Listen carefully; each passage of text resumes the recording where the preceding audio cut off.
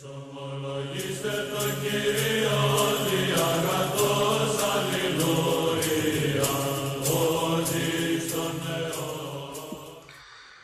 everyone, and God bless. This is Father Mikhail, Father Michael, and today I'm starting a new series called Frequently Asked Questions, which I'm going to be responding to. I have one coming up later this week, God willing, on how to survive in a secular workplace as an Orthodox Christian, or more so how to conduct oneself.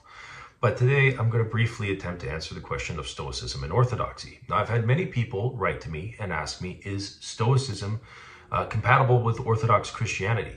And there's really not a straightforward answer I can give in terms of just a plain yes or no. There are certain things in terms of Stoic ethics that do translate well over towards how we should conduct ourselves as Christians.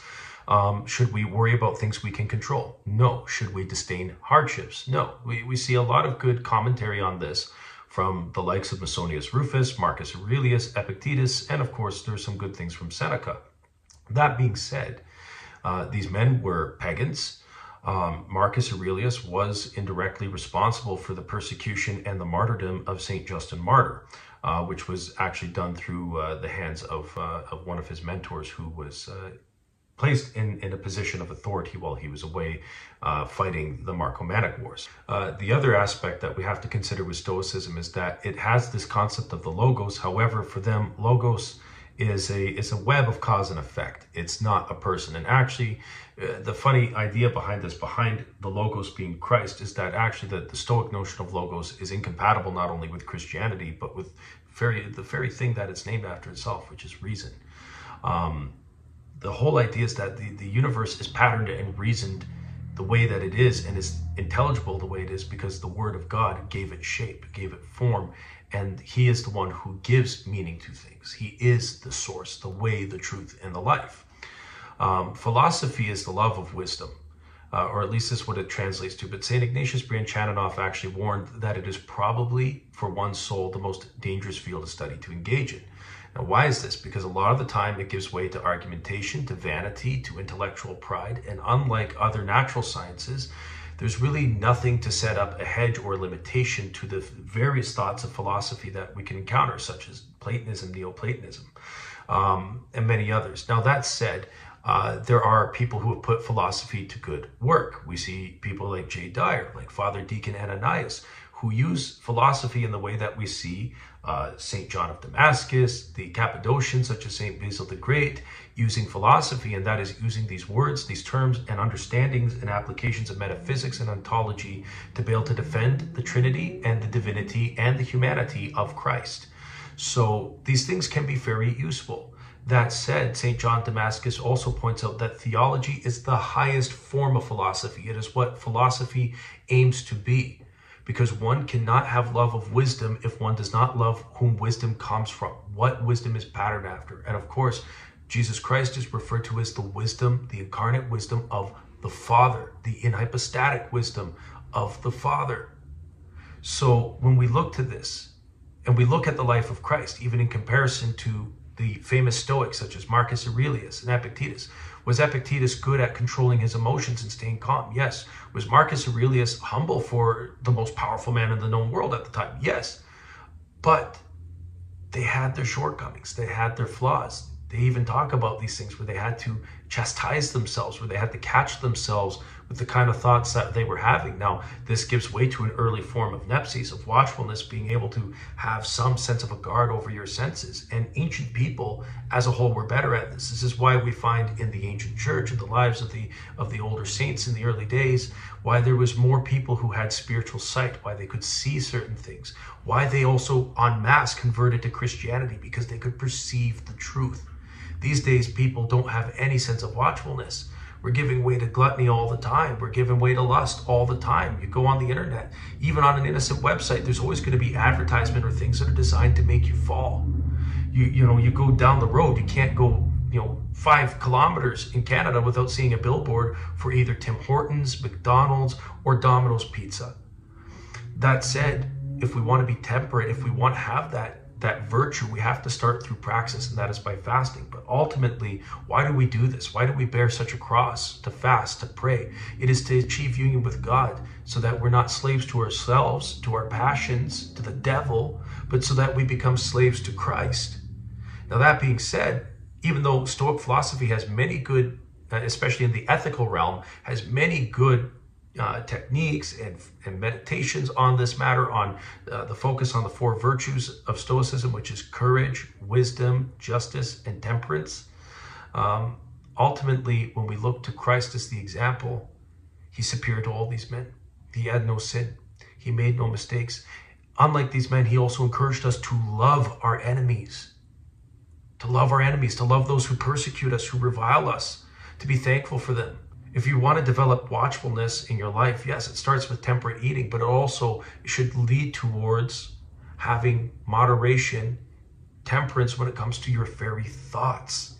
Your thoughts can still condemn you. They can still accuse you. This is why Jesus says, while you're on the way, make peace with your adversary. The adversary is our conscience, because ultimately it will accuse us before God. We do know right from wrong. And so when we choose to make ourselves slaves to the world instead of slaves to Christ, this creates a huge problem. Now, I'll do a more in-depth video on this for sure at some point. But ultimately, the cross raises us to heaven, whereas the Stoa keeps us in a solidified position here on earth. The Stoa meaning the porch. That's what the Stoics are named for. It's the Stoa Poikile, which is where they would, the painted porch, where they would meet. And like I said, there's some really good stuff in there. There's also a lot of garbage with their metaphysics. They were pagans. You know, they worshipped demons. They also worshipped themselves. They had views on life that weren't necessarily compatible with Christian views. You know, Epictetus would say, you know, if you see a pretty girl go by in the Enchiridion, you know, if thinking about her or desiring her is going to take away from your character, then she's not worth thinking about. So turn from that. Now, on a surface level, this sounds really good because he's telling you to avert your eyes. But Jesus goes a step further. He says, whoever looks at a woman in lust commits adultery with her in his heart. Right? You commit adultery with her in the heart. It goes the same towards women with men. So he's not telling you to think about how this affects your character, your nobility, because ultimately that is going to come down to vainglory and pride. Using pride to cast out lust is only going to cement other issues, and it's going to make it even harder to recover from a fall. But Jesus tells us, no, we should be attaining to the law of God. We should be looking to be like God, to be, as he says in the Sermon on the Mount, perfect as our Father in heaven is perfect.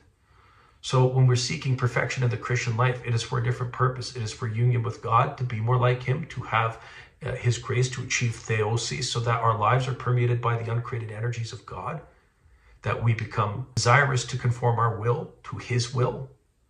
Whereas in Stoicism, the whole idea is to have nobility of character and control of the self for the purpose and the sake of the self. Now, again, you can use a lot of these as building blocks towards progressing in the Christian faith, but ultimately they will only take you so far. They will not take you to the heights of heaven like the cross will. They will not lift you above the earth. Bear your cross. Bear the persecutions, the ridicule, the sufferings. Why? Because Christ did this, and do so with humility. Do so with love for your enemies. By loving your enemies, you become a slave to none of them, because you're not going to be a slave to your anger, to your pride, to your indignation. You'll be a slave to Christ. That is the goal of the Christian life. And that is why the cross is superior to the porch. The porch might lead you by way to the cross, but ultimately only Christ can help you to bear that. Only Christ can help you to lift the weight of that cross. Looking at the examples of the Holy Fathers, the lives of the saints, these selfless, God-bearing, God-loving men and women exemplify for us the height of what philosophy is, which is the love of wisdom incarnate, the love of the hypostatic wisdom of the Father, the love of Christ. So bear that in mind, please, dear ones. You know, make sure that you're engaging in reading the writings and counsels of Holy Fathers and of saints. You're going to find more value there. To close off this video, please prayerfully consider donating to my brother-in-law, Father John Castillo's GoFundMe. He has been assigned as the rector of the Nativity of St. John the Forerunner out in Grande Prairie, Alberta, a good 6-hour drive north of where I live in Lethbridge. And with the blessing of His Eminence, Archbishop Gabriel of Montreal and Canada, our bishop, he has been given permission to raise funds for his move. His wife, my sister, Matushka Maria, is also pregnant with their first child, and they're hoping to move before the 3rd trimester. Please, if you have it within your hearts and the means to do so, donate to them. or prayerfully, if you cannot do this, pray for them and share their donation information. Share the GoFundMe around as much as you can. I thank everyone for tuning in.